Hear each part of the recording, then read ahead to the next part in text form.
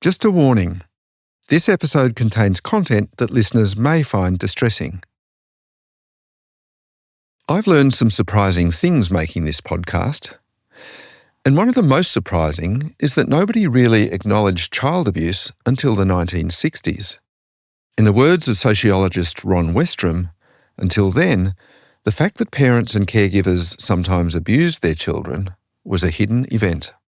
Nobody wants to say anything until somebody else has said something. This is the nature of hidden events. Nobody wants to be the first one. Ron was a professor at East Michigan University. He's retired now, but he built his career on studying things that, for whatever reason, people close their eyes to. The truth of the matter is, none of us tend to be terribly willing to step forward and say something which is going to cause a lot of problems for somebody, and maybe for us.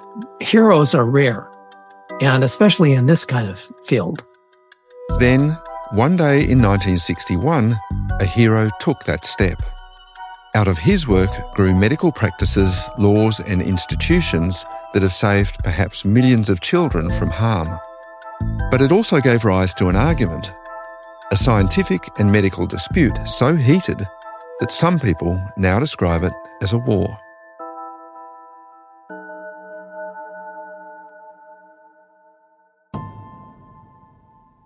The argument is over one branch of child abuse medicine, what's known as shaken baby syndrome. And while there's no doubt you should never shake a baby, the scientific question is over whether shaking causes the medical findings known as the triad, the kind of brain damage that the theory suggests it does. Decades after it was first proposed as a theory, then found its way into medical orthodoxy, that question remains the focus of bitter, angry dispute. In this episode, I'm going to tell you the story of how we got here, what the science says, and how people motivated by the best of intentions came up with a theory that's seeing babies being taken from their parents and parents being sent to jail. And it all starts with a bright young American paediatrician. His name was Henry Kemp. From the newsrooms of The Age and the Sydney Morning Herald, this is Diagnosing Murder. I'm Michael Batchelard, and this is episode 2, The Science.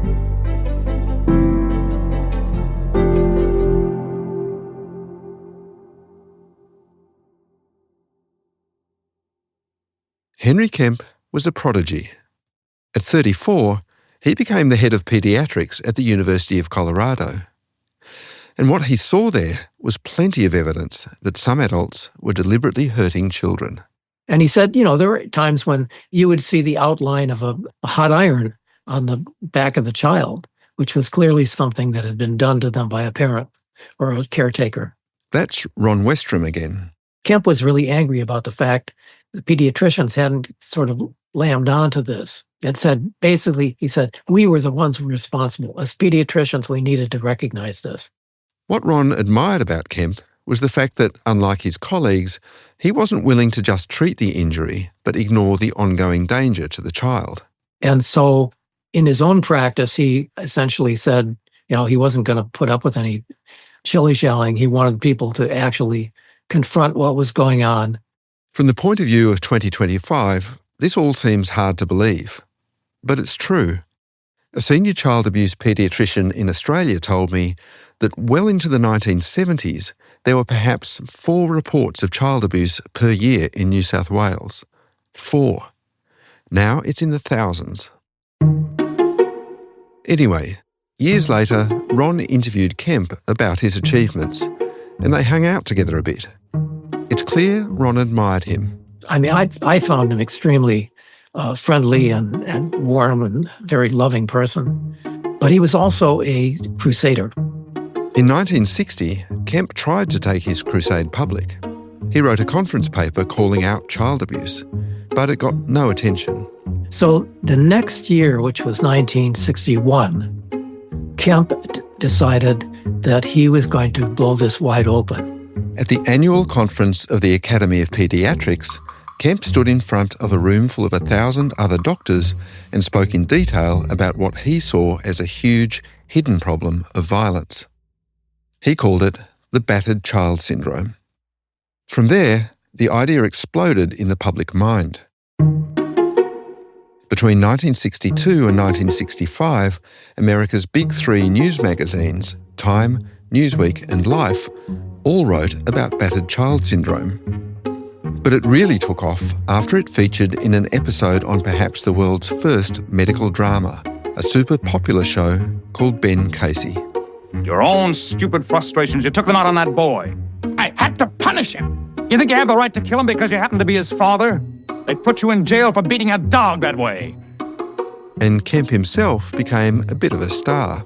Well, we think that at least one child a day in this country is killed because of serious abuse, probably twice as many. This is him speaking in a 1960s documentary. He warned that what they were seeing was the tip of the iceberg. In other words, this condition was quite common, and of course more common than disease, say like leukemia, for example, which everybody reads about a lot. Kemp's courage brought about all sorts of policy changes, like new child protection agencies were set up, and they could take children away from their parents when they suspected abuse. Also, laws were passed so that professionals had to report abuse when they thought it was happening. And it had other offshoots too. One of them sprouted in the northern counties of England. There, some mothers had a distinctive way of disciplining their children, and one doctor suspected it was not a good idea. Here's what happened.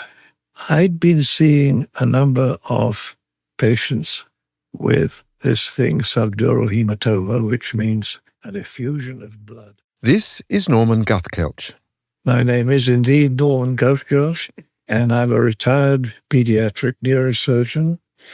And today I've been asked to talk a little bit about something that is now called shaken baby syndrome. Trace back the history of shaken baby syndrome, and right at the start, you find Norman.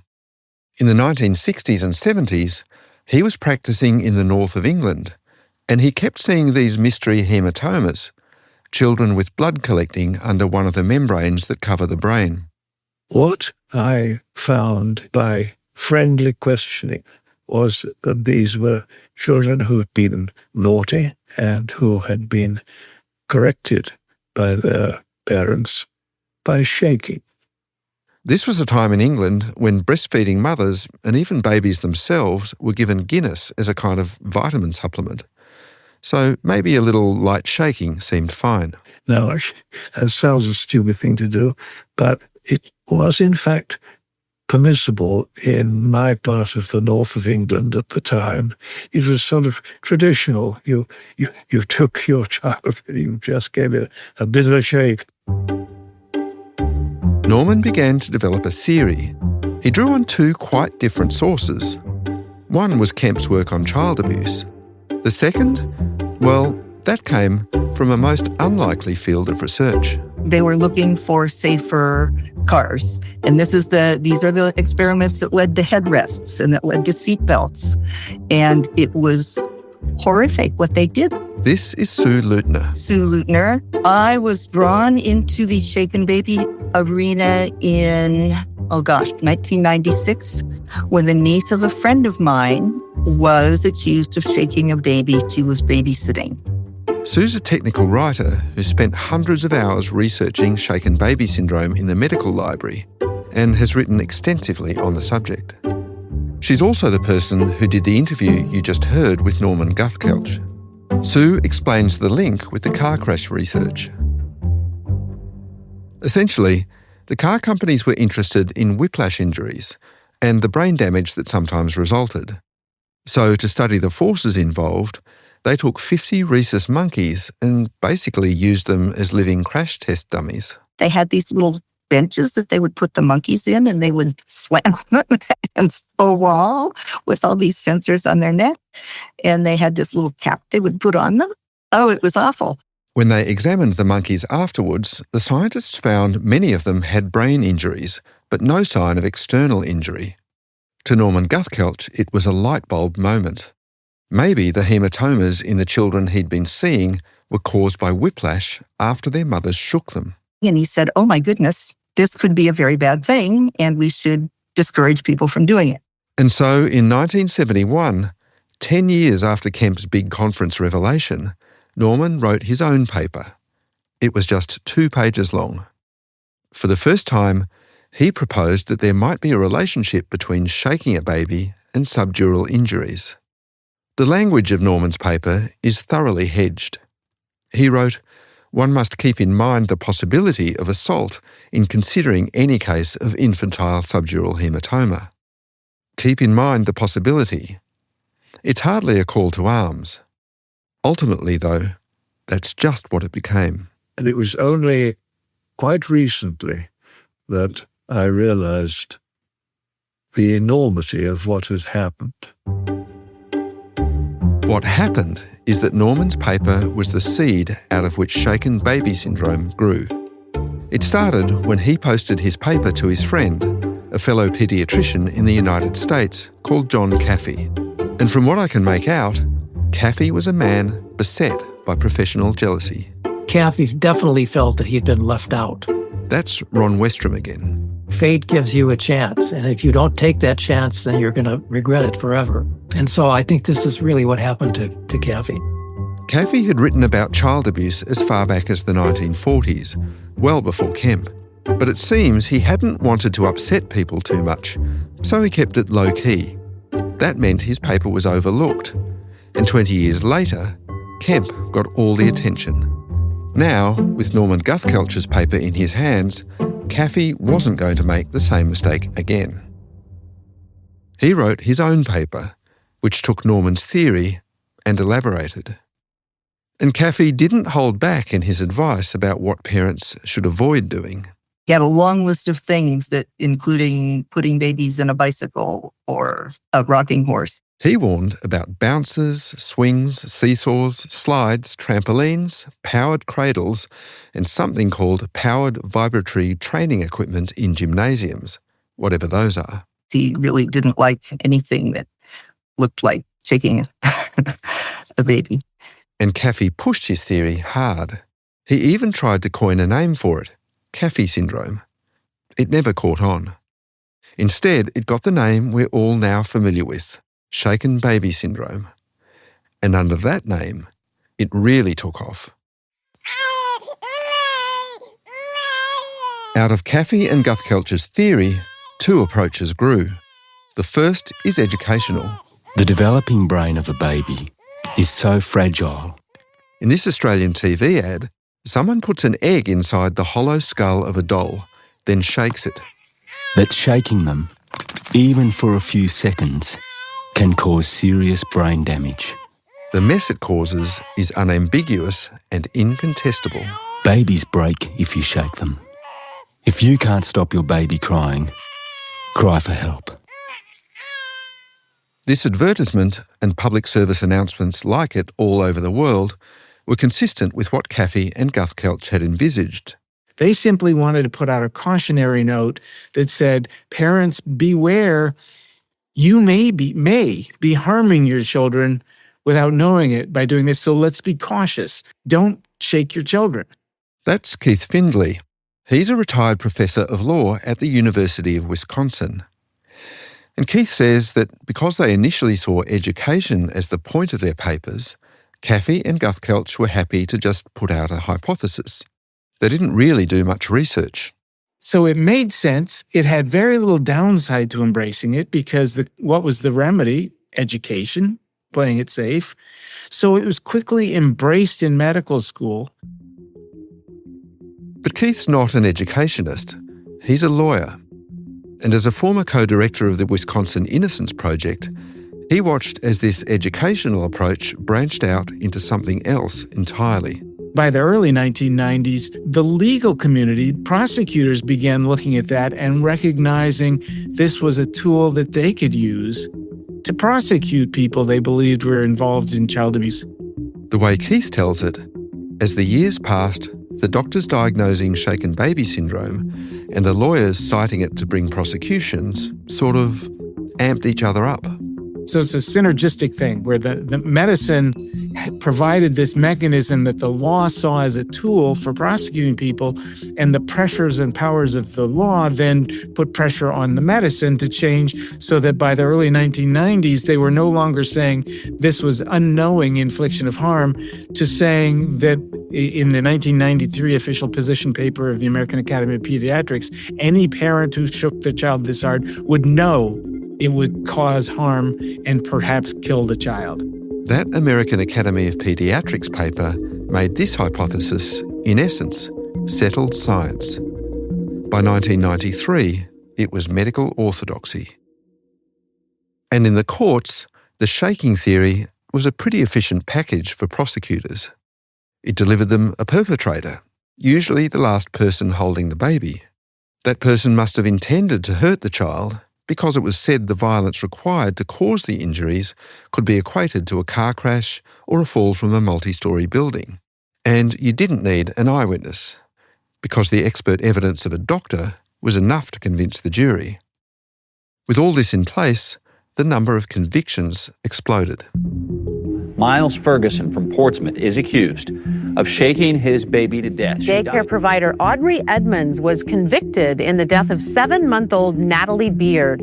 Natalie showed signs of shaken baby syndrome. During the 1990s and early 2000s, thousands of mothers, fathers, nannies and daycare providers were convicted of crimes related to shaken baby syndrome. I was charged with first-degree murder. I was facing 25 to life. Parents just lose their cool. It can take one shake. Parents lost access to their children. Many were charged with murder. In the United States, some were sentenced to death. On Thursday, Roberson is scheduled to be the first person executed in the U.S. for a murder conviction linked to shaken baby syndrome. In one infamous case, a British nanny called Louise Woodward was tried for murdering the 8-month-old she was caring for. To Americans, it was like Mary Poppins was in the dock. His eyes were half closed. He wasn't focusing. He was gasping for breath. The trial was televised, and Louise Woodward was found guilty.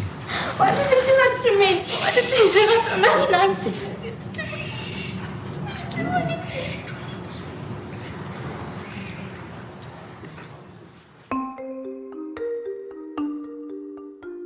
It's hard to know what Henry Kemp would have thought about how this syndrome evolved from an educational tool to a legal one. But I get the feeling he might have approved. Remember Ron described him as a crusader? He was in the business of righting wrongs and of dismissing shilly-shallying diagnoses that avoided hard realities. I've got no doubt that crusader spirit still plays a role today in the tough way authorities pursue these cases. The intentions here are quite understandable, admirable even. Our system should be in the business of protecting those like babies who can't speak for themselves. But it should also be aware of overreach and of whether a medical diagnosis like this can establish wrongdoing beyond reasonable doubt. And about a decade after the prosecutions began in earnest, some people started to raise these difficult questions. And one of the first people to raise these doubts was a doctor all the way over in Sydney, Australia. I am Dr. Mark Donoghue. I'm a medical practitioner, work at Mossman Integrative Medicine. I'm not sure what else to tell you about. I'm getting old. By the early 2000s, the shaken baby thesis had well and truly reached Australia, and prosecutions were coming up pretty regularly in courts all over the country. Mark's involvement came about by accident. He was asked by one of his patients, who was a lawyer, to look into a case they were running. There was a bleed into the eyes, a bleed into the subdural space, and they're being accused of violently shaking their baby. And he said it was a pretty classic triad case. The child was alive, but was living in foster care. So Mark agreed to read through a huge stack of documents. And tucked away in there, he found something. All I did was look down and notice that there was a condition called steatosis where the liver is affected. It had been not noticed by anybody. Mark was surprised. Even as a GP, he knew that liver steatosis was associated with abnormal bleeding, and that by itself could explain why the baby had suffered these hemorrhages. So Mark wrote a report. Then he gave evidence at the trial. He said being cross-examined was not much fun. There was a very high pressure. Are you absolutely certain? Would you be certain? Would you be prepared? And I said, look, it's a medical condition. I'm prepared to stand by what I see. Then something strange happened. And then the judge said, look. The judge turned to the prosecution's lawyers and said, do you wish to divulge something now? And the answer was no, and I went through cross-examination again. Eventually, the judge stepped in a second time, saying, we should let him know. Letting me know was that one of their three experts had changed their mind and agreed with what I had found. What Mark's saying is quite shocking. One of the prosecution's own expert witnesses had changed their mind and now agreed with Mark. Perhaps liver steatosis was an explanation for the hemorrhages, but it didn't deter the prosecutor. They wanted to press on. What disturbed me about it was they were still going to give it a fair shot. Ultimately, the judge dismissed the case and the child, who'd been taken from the parents, was returned. But the whole thing left Mark feeling pretty unsettled, particularly at the prosecution's determination to secure a conviction despite the doubts he'd raised. Had that one specialist not changed their mind and decided that that was a valid cause of bleeding and likely to lead to the findings that they saw, I suspect I would have been overridden and the person would have gone to jail. So it's always been on my mind. So Mark Donoghue, the doctor from Sydney, decided to do some science of his own. In 2003, he conducted what's called an evidence review. He searched for all the available medical literature on baby shaking between 1966 and 1998. He found more than 50 academic papers and ranked them based on the quality of the research. So did you find any evidence for the triad indicating shaken baby syndrome? I found what we would term very weak evidence, not level 1, 2, but level 3. Level 3 evidence is considered low quality. It essentially means the researcher has observed a phenomenon without really being able to test it. And the problem with level 3 studies is that they can't ever really establish cause and effect. In this case, they don't answer the question, does shaking a baby cause the triad? Instead, what Mark found was that these researchers were drawing conclusions with high certainty based on bad evidence. And he identified, perhaps for the first time, something that's become one of the most persistent criticisms of shaken baby syndrome, circular reasoning. Now, I found this circular reasoning question a really hard concept to explain, so I've asked lots of experts for help, and I reckon this is the simplest way to express it. Imagine you're a researcher who wants to prove whether or not shaking causes the triad. So you go to a hospital and ask for all their files of children who've been shaken. You examine them all and they all have the triad. Bingo, proof. Except that the only reason these children are listed as having been shaken in the first place is because they have the triad. So really, all the subjects of your study are infected with a kind of selection bias. And suddenly, your proof evaporates in a puff of logic. So what I found was that self-reinforcement. We found the following in these cases in hospital, and they were all abused. How do you know? Well, the triad was there. That's how we know. Therefore, the triad is true. And it was self-referential to the extent that virtually every paper assumed it to be true rather than proved it to be true. Mark pointed this out in his 2003 paper. And so the report was, there's not an evidence base for this. There's a strong opinion, and that opinion keeps on being reinforced by more papers saying the same opinion. The paper was published in the British Medical Journal. And perhaps naively, Mark thought it would be welcomed as part of a broader scientific debate. That's not what happened. The backlash was strong. 106 physicians wrote a letter to the editor dismissing his study, and the prosecutions continued. But when we caught up with Mark, He said his view hadn't changed.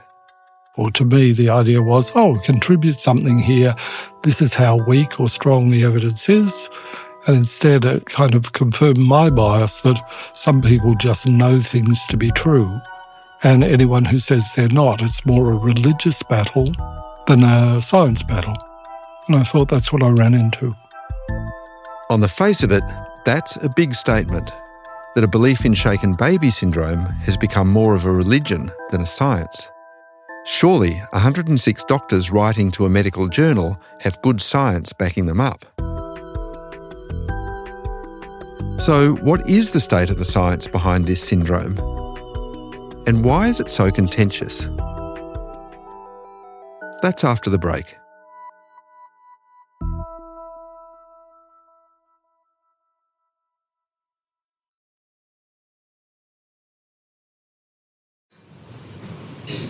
Now, to understand what happens to these babies, we need to understand some simple anatomy. This is Dr. Jo Tully. She's one of Australia's key proponents of what she prefers to call inflicted head trauma. It's 2018, and she's addressing a room full of experts on brain injury. And this is a diagram of a baby's head, with half of the skull bone removed, showing us the brain sitting within the skull. Jo is the Deputy Director of one of the key organisations in this story, the Victorian Forensic Paediatric Medical Service, which is based at Victoria's Royal Children's and Monash Children's Hospitals. It's this organisation that first identified Kabir and Deepika's daughter as likely being shaken. And leaving the surface of the brain, you can see in blue these small veins. And these are known as bridging veins. And these carry blood from the tissue of the brain up to a large vein that runs on the inside surface of the skull. And these bridging veins are fixed to the inside of the skull. Jo's explaining how she says inflicted head trauma works. If you're squeamish, you might skip forward a minute or so. So let us think about what might happen to this baby when it's shaken in this manner. As the baby's shaken, the brain moves backwards and forwards and round inside the skull, tearing those bridging veins and causing bleeding around the brain. The small blood vessels in the back of the eyes are also torn, resulting in bleeding at the back of the eyes. And you can see that in the picture on the bottom left. Those blobs are blood at the back of the eye. The brain being shunted backwards and forwards and round, results in brain being damaged and bruised, and a loss or reduction in consciousness, which in a baby can be interpreted as them going to sleep. It also results in brain swelling. And this is the bit that can cause severe and long-lasting damage. In a nutshell, Jo Tully is describing what practitioners call acceleration, deceleration and rotational forces. What she's saying accords with the mainstream medical view. I think that the science behind this is quite solid. This is Dr. Christopher Greeley. He's the head of child abuse paediatrics at Texas Children's Hospital and a professor at Baylor College of Medicine in the United States. He's speaking at an online conference hosted by Stanford University in 2020. And so if we actually survey physicians, this was a paper by Narang and colleagues, and surveyed physicians, this was 682 physicians from around the country, and framed the idea of, was this a real disease? And identified the fact that most physicians, and I'll go here, most physicians agree that this idea of abusive head trauma is valid. You can see... Christopher says there's no debate that science backs up shaken baby syndrome. The only real controversy is whether a particular person shook a particular child. And I think that the debate is really, is this true for this specific person? That is a legal debate. I believe this not to be a medical debate, but to be a legal debate with a white coat on. And I think this is true. The American Academy of Pediatrics says shaking is, quote, a significant cause of morbidity and mortality in the paediatric population, especially in young infants. And in the UK, the Royal College of Paediatrics and Child Health also strongly defends the diagnosis. In Australia, medical teaching materials say the triad is highly suggestive of abuse and that parents shouldn't be believed when they say nothing happened. But the experiment that first cast doubt on shaken baby syndrome came way back in 1987, and it was conducted by a scientist who actually thought her work would prove it. Her name is Anne-Christine Duhaime, and that year she made a series of dolls to represent babies. They had wet cotton brains and flexible spines. Inside them, she put a set of accelerometers, and she got a bunch of Penn State football players to shake them as hard as they could. She then compared the forces generated with the results from those poor monkeys slammed into walls who helped inspire Norman Guthkelch's theory. It turns out that the forces from shaking didn't come close. Duhaime's paper said, based on these observations, we believe that shaking alone does not produce shaken baby syndrome. Scientists have shaken mice, piglets and tiny lambs to try to replicate the effects claimed by shaken baby syndrome. But the anatomy's different, and the results didn't satisfy either side. This is Anne-Christine Duhaime talking about it. Criticisms of the science of abusive head trauma is that your models are wrong, animals are not children, we already know the answer from what we see clinically. I would say that those are arguments, and it just spurs us on to try to get closer and closer to the truth. Every biomechanical study has shown that the force of the maximum shaking that can be exerted is less than a 1-foot fall onto concrete. Remember American lawyer Heather Kirkwood from the first episode? She's a skeptic of the science behind shaken baby syndrome. They had the biomechanics wrong. It's a biomechanical theory, and they had the biomechanics wrong. So what other kinds of proof could scientists use? Eyewitnesses? Well, in one study, 36 babies were followed up after witnesses said they'd seen someone shaking them. But only 2 of those babies showed any of the triad symptoms, and both had serious pre-existing conditions. What about confessions? There are a lot of cases where someone's confessed to shaking a baby and that baby has triad symptoms. Surely this, finally, is proof. That's certainly how many proponents regard it. Christopher Greeley cites one confession study and says, You see greater episodes of or greater frequency of coma seizures and intracranial pressure increases, subdural hematomas, ischemia, intracranial fractures. But many studies have also shown how unreliable confessions can be. When DNA evidence came along and allowed all sorts of previous convictions to be overturned, innocence projects around the United States found that 29% of those wrongful convictions, almost a third, had involved false confessions. But why on earth would anyone falsely confess to shaking their child? Now, think about a caregiver, a parent, a loving parent who's just lost a child. Here's Keith Findlay again. And they're in an interrogation scenario, whether it's by police or doctors. And the questioner, the interrogator, is saying to them, what did you do to this child? This was massive force. It couldn't have been accidental. This is the kind of thing we see with only caused by shaking or shaking and slamming the child. The good and loving and caring caregiver is going to search their brain and say, geez, maybe I was a little rougher with him than I thought I was or than I meant to be. Or those are often taken as confessions in these cases. Other studies point out the kind of pressure that police and child protection can put on people to get a confession. They can threaten to take the child away, for example. They can also offer a shorter jail sentence in return for a guilty plea. And that reminded me of Kabir in the last episode. Remember, he was told that if he confessed to shaking baby Dua, maybe, just maybe, she wouldn't be taken away and put in foster care. And he told us he'd actually been tempted to lie. They're looking for an explanation. If you're not going to provide an explanation, they're not going to back out. So you have to provide an explanation. So at that point, I was like, if you want me to lie, I'll lie to keep our daughter with us, right? The science of this and the terminology used are constantly evolving. And these days, it gets into some really complex areas. Now experts talk about what specific kind of subdural and retinal hemorrhages they're looking for. Then there's a whole debate over whether shortfalls, say from a bed or a parent's arms, can produce enough force to create the triad, and how you can differentiate those from injuries from assault. All this has led the terminology to change, from shaken baby syndrome to abusive or inflicted head trauma. The words with or without impact are also sometimes added. It would take an entire other podcast series to explain all of this, so I won't. But I will tell you why I think it's so contentious. At stake in these arguments are the lives and well-being of the smallest human beings. Often it's whether they stay living with parents or are taken into foster care, and whether those parents go to jail for that alleged abuse. And this is important because doctors and scientists are not immune to the emotional stakes here.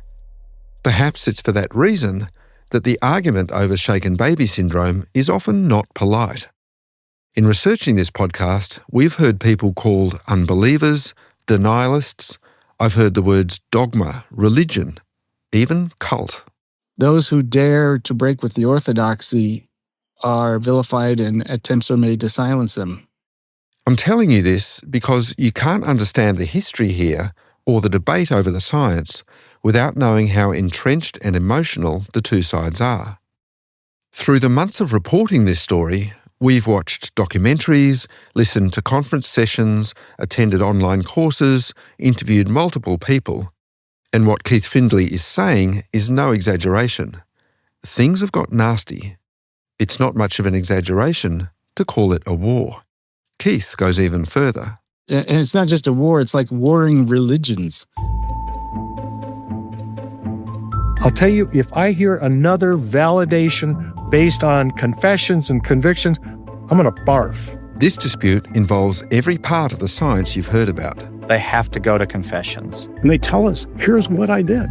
Now, this is not a child. This is a piece of wood with an arrow on it. The confession evidence, the biomechanics. Now, how in the world can you just forget about all of that because somebody has an alternative hypothesis? It's a beyond reason to assume that every person who admits to shaking a baby is lying. I promised that I will not use the term, John, you ignorant slut. People have had their enemies sacked, deregistered, even prosecuted just for giving evidence. There were attempts to take away his medical license, and he was even prosecuted criminally. They're a kind of a traveling group of freaks, honestly, who have this weird theory that they espouse that is inconsistent really with common sense. You can ask your jury, do you think if you shook a little baby you would hurt it or that you wouldn't hurt it? The argument even extends to whether there's an argument at all. So if you have, make up a number, 300-400 people who agree to the science and one person who doesn't, does that really mean that there's a controversy? Does that really mean that there's new science?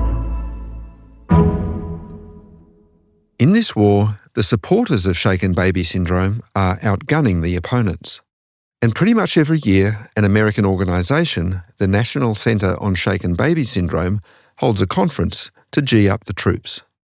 Doctors, lawyers, social workers and child protection workers are invited, and the organisers aren't subtle about the message. At the 2019 conference, one talk was entitled "Liar, Liar, Pants on Fire, The Art of Obtaining a Confession."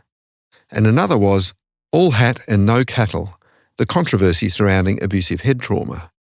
The National Centre doesn't record these talks anymore, and they certainly won't give the tapes to journalists like us. But we have managed to obtain some. And at one particular conference, the dispute kind of reached a fever pitch. We were at the 11th International Conference on Shaken Baby Syndrome in 2010 in Atlanta, Georgia. The writer Sue Leutner was there. And prosecutor Brian Holmgren had just given a talk on examining defense testimony in shaking cases. And with each testimonial claim that they put up there, they had a picture of Pinocchio and his nose got longer and longer. Keith Findlay wasn't at the conference, but he heard about it. And they had a slide they put up, what they called it, the axis of evil. And the axis of evil listed people like Donahoe and others, the doctors who dared to speak out against them, and they labeled them the axis of evil. And at another session, they had a sing-along. I just had a sing-along part. You can practice it right now. One of the pediatricians came out with a guitar, and they sang a parody version of "If I Only Had a Brain." If I only had a brain, but from The Wizard of Oz, the words were, "If I only had $10,000. No proof for them? Why should I care? I don't care. And in between, they had us, the audience, singing this da-da-da-da-da-da-da.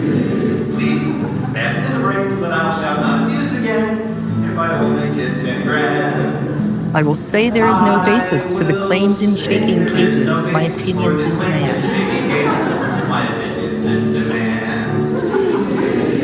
If I only get 10 grand. I really need 10 grand.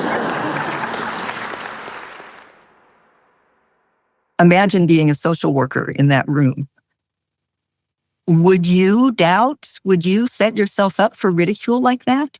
That's what shocked me about it all. I'm sitting there thinking, there are hundreds of people in this room who are going to take this knowledge back to the world and wed it to the power of the state to put people in jail who should not be in jail, because nobody will be able to hear them say, "You've got it wrong. I didn't shake my baby." There's no room after you've been in it was like summer camp. And we are on the same side, and we're going to sing along.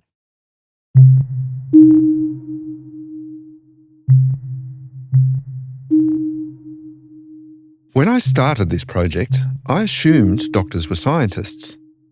I assumed that, like scientists, they kept an eye on the literature and changed their views as evidence evolved. But in this project, quite a few people have told me that's just wrong. A lot of doctors don't have the time or the training to do science. Instead, they believe what they've been taught, what their colleagues just know to be true, and what they see with their eyes. Keith Findlay explains why. For many, many years, medicine was an authoritarian or eminence-based discipline. That is, young doctors or inexperienced doctors were taught this is the way it is, and they were taught not to question that. That when your authorities, your medical school professors, your mentors in the professional world, whoever, when they tell you this is how it is, you accept it. Keith says that started changing in the 1990s when a new paradigm known as evidence-based medicine started to get traction. That's the approach Mark Donoghue took when he tried to get to the bottom of the science and faced a backlash from 106 other doctors. Mark himself doesn't think change will come soon. Deeply, we know that it takes, 50 years to get a good idea in and 100 years to get a bad idea out of medicine. That's just the nature of our being a conservative medical community. But would that process be accelerated if one of this community's key authorities, if one of the founding fathers of shaken baby theory, changed his mind? Well, the year after that Atlanta conference sing-along, precisely that happened. Norman Guthkelch, the Northern English doctor who first warned in 1971 that shaking could be dangerous, flipped. He was pretty much like, look, man, that was a hypothesis. We now have evidence that this can happen other ways, They shouldn't be using my article like that. I mean, that was 50 years ago. That's Carrie Sperling, another lawyer. And in 2011, Carrie was the director of the Arizona Justice Project, and she was doing a lot of work questioning shaken baby cases. And quite by chance, she found out that Norman literally had moved in down the road. He was now about 90 years old, and he'd fled gloomy northern England for a sunny retirement in Arizona. So Carrie went to visit. He welcomed us in. I still remember him making us tea, very British, with the milk and everything. And we sat down and we were talking, just asking him about his theory and how it came about. And then we said, well, we've got some examples. We've got people who have applied to us that claim they never shook the baby. The particular case Carrie was working on was of a guy called Drayton Witt. His son Stephen had medical problems from birth, pneumonia, fevers, vomiting, and lots of seizures. One day, when Stephen had a seizure, Drayton rushed him to the hospital, but he died. Drayton was charged with murder and given a long sentence. Carrie took up his case. And you look at these kids, Stephen was one of them. The baby in photographs before the autopsy is pristine. Not a single bruise on that child's body. And you just think, really?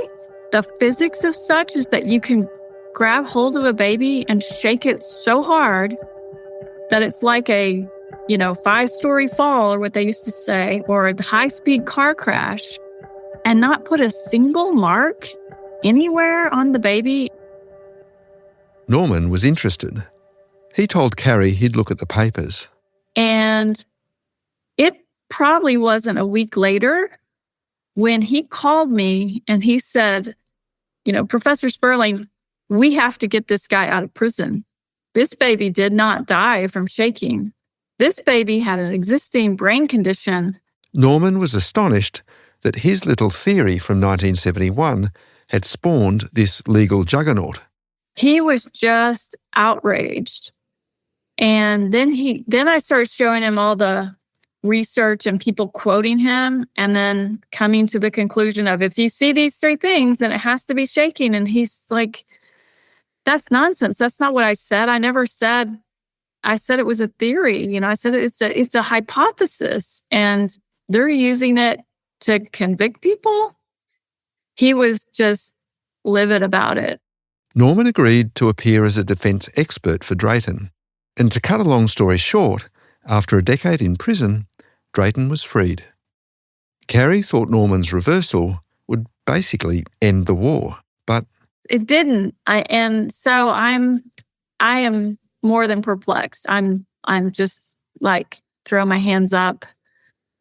I don't know what to do anymore. Instead of listening to Norman, the baby shaking proponents piled on him. They accused him of being senile. He was a lonely old man who got taken advantage of by lying defense attorneys. They were just beside themselves about his change of opinion. And it's just kind of sad what they were trying to do to his legacy, really. But if you're trying to keep an expert off the stand, that's what you do. You just attack their credibility. By this time, Norman Guthkelch was very, very old. But he clearly wasn't senile.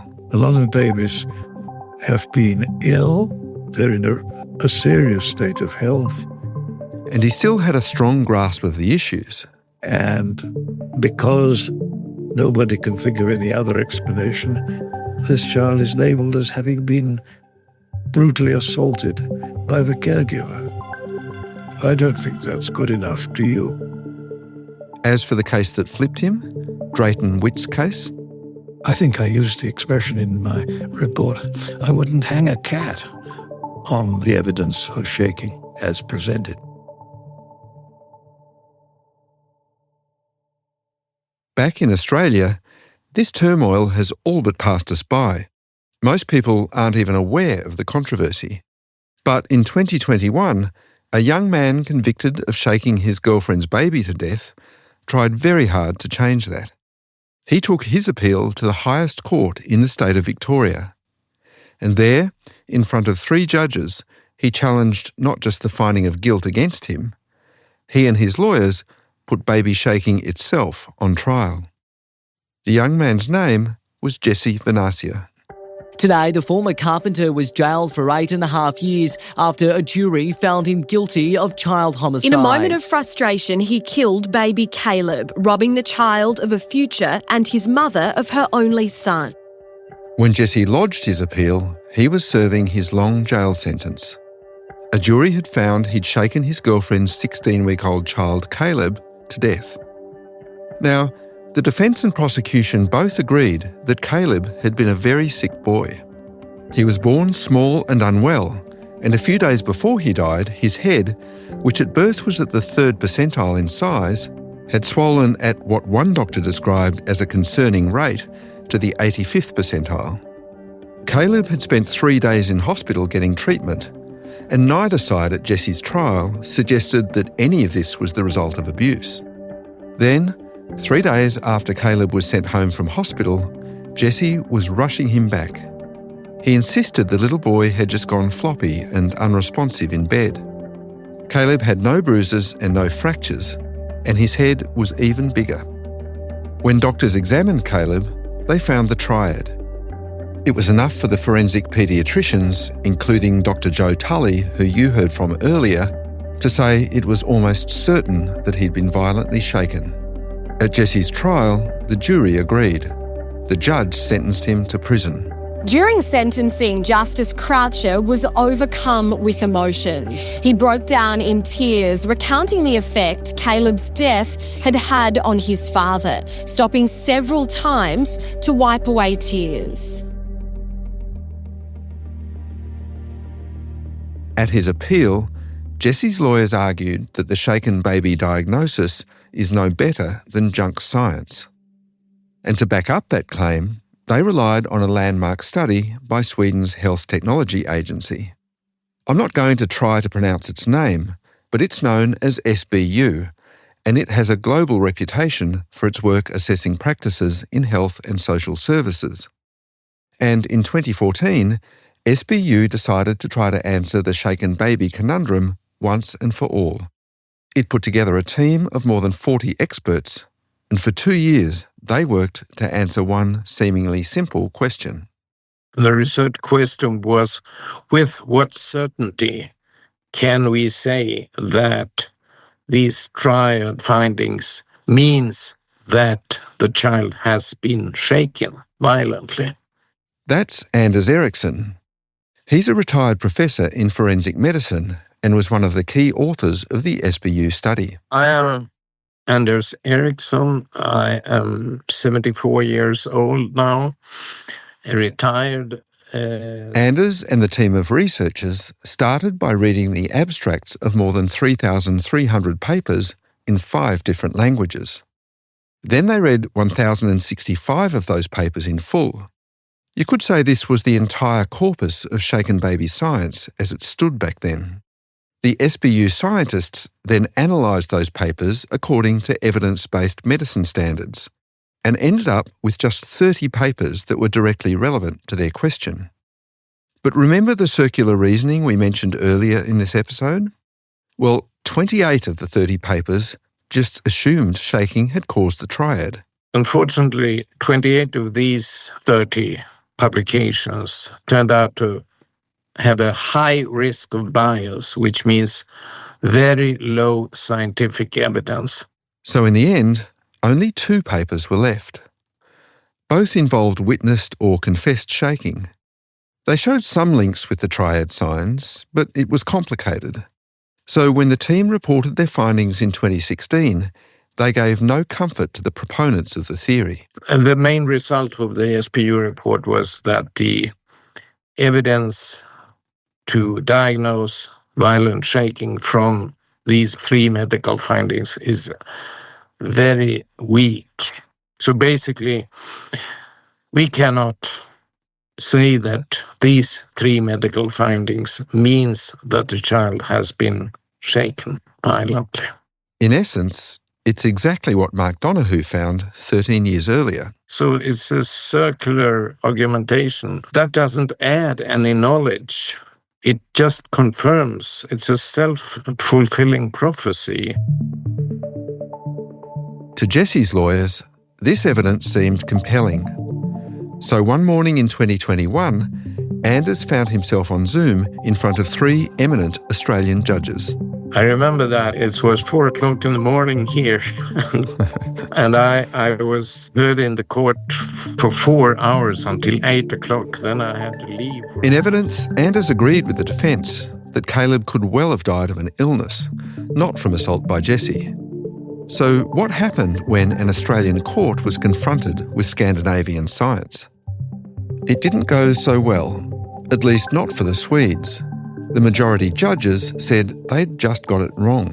I don't know if you read the final judgment, but they had a few things to say about your report. They said it was arguably not respectable.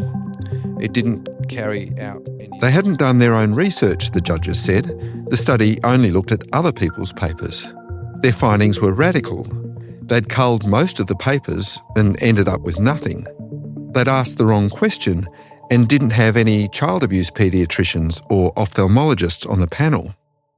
These are the criticisms made by the judges in that case. How do you respond to that? SBU is, in fact, one of the world's oldest and most respected health technology agencies in the world. So, I mean, who are these legal advisors, judges? Who are they to tell us what science should do? I mean, it's off the wall. They are not qualified, period. It's embarrassing, ignorant and embarrassing. In making their decision, the judges had listened instead to proponents of shaken baby syndrome, including Dr. Jo Tully, who you heard from earlier. She'd been an important witness in the original trial. The majority judges described the prosecution's evidence as cogent and reliable, both scientifically and more generally. The third judge, though, took the opposite view. In a dissenting judgment, she wrote that, considering the state of the science, Jo Tully shouldn't have given evidence with the certainty she did in Jesse's case, and that his conviction represented, quote, a substantial miscarriage of justice. She said Jesse should be immediately released from prison. But that judge was outvoted.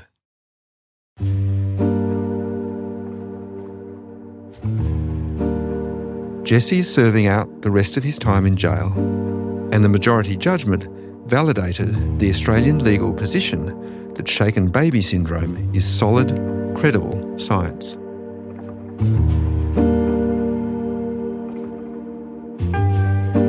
In the United States, these issues play out in the media and the courts, as well as in conference rooms and academic journals. And things have changed. Our National Investigates team has uncovered at least 21 people charged with crimes connected to the diagnosis of shaken baby syndrome who have had their convictions overturned since 2019.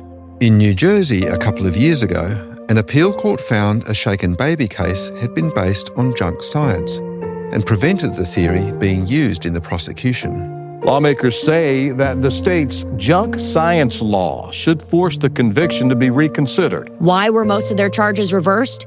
Evolving science, many experts say, proves the diagnosis is unreliable. In the UK, an appeal court laid down new guidelines saying triad cases should be approached with caution, basically because so much is still unknown.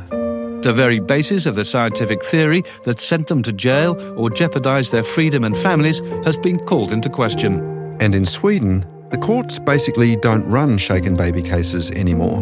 The Supreme Court said that to convict someone for shaking a baby, the medical findings are not enough. They are not reliable enough. But in Australia, the doctors making the diagnosis don't even acknowledge there's a significant dispute. So, 20 years after Mark Donoghue wrote his paper, and 15 years after Norman Guthkelch changed sides, and almost a decade after the Swedish study, in Australia, we're still jailing people with not enough questions asked. So who are the guardians of shaken baby syndrome in this country? And why have they had such a powerful voice? First time we met that doctor, she turned and looked at me and said, "You did something and I'm going to prove it." Maybe we don't know what's going on. And maybe it's a mystery, not abuse. Maybe it's a mystery. And I think there are clinicians out there who are still unwilling to believe that a parent or carer will harm their child. It's tiger country. Tiger country? It's dangerous sort of medical territory, I think. They will be having dark thoughts, I can tell you, about this. But I'm retired. That's next time.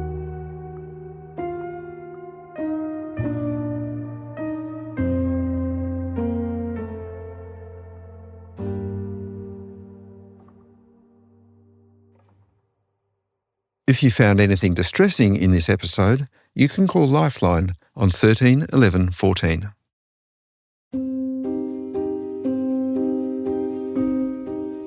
Diagnosing Murder is a production of The Age and Sydney Morning Herald. It's hosted and reported by me, Michael Batchelard. Ruby Schwartz executive produced the series. She's also the head of investigative podcasts. Julia Carr-Katzel was a producer on the series. Mixing by Martin Peralta. Editing from Patrick Elliott, the Age's editor, and Matthew Dunkley, the Deputy and Investigations Editor. Additional editing by Catherine Winter. Special thanks to Lisa Muxworthy and Luke McElveen. Subscribe to Diagnosing Murder to make sure you don't miss an episode. Subscribe to The Age and the Sydney Morning Herald to read articles about this issue. Thanks for listening.